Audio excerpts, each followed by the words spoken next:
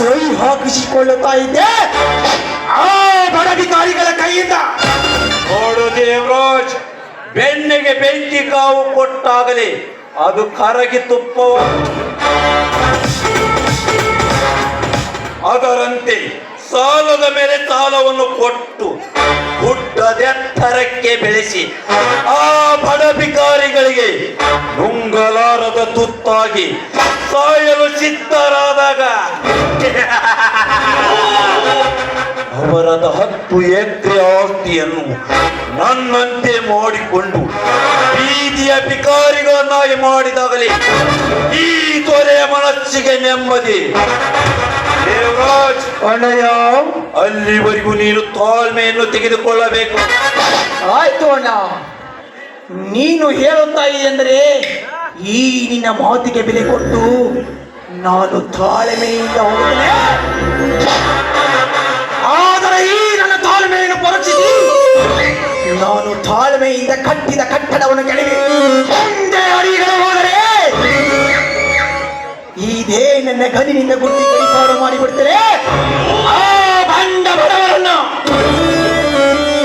ಅಪ್ಪ ದೇವರಾಜಪ್ಪರ, ನಿಮ್ಗ ಸ್ವಲ್ಪ ಮೇಲ್ ಬುದ್ಧಿ ಕಮ್ಮಿ ಐತ್ ನೋಡ್ರಿ ಅಪ್ಪ ಗೌಡ್ರ.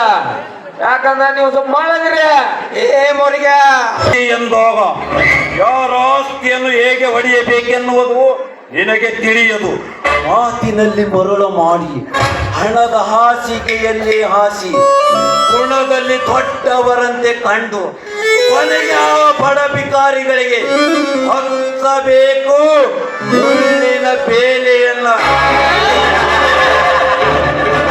ಅಂದಾಗ ಈ ದೇವೇಗೌಡ ಮಾಡುವ ಕಾರ್ಯ ಸಫಲವಾಗಲು ಸಾಧ್ಯ.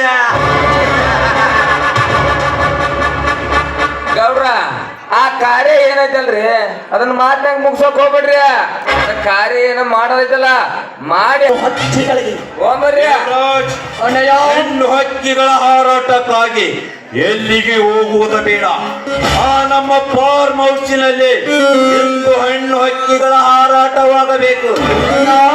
ಮುರುಗೇಶ, ಎಲ್ಲ ಸಿದ್ಧತೆಯನ್ನು ಮಾಡಿಕೊಂಡು ಆ ಹೆಣ್ಣು ಹಕ್ಕಿಯನ್ನು ಕರೆದುಕೊಂಡು ಬಾ.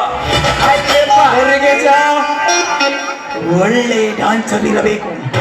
ಹಕ್ಕಿ ನೋಡಿದ ಕ್ಷಣವೇ ಮೈ ಎಲ್ಲ ರೋಮಾಂಚನವಾಗಬೇಕು. ಯಾರು ಕರ್ಕೊಂಡ್ಬರಲ್ಲ.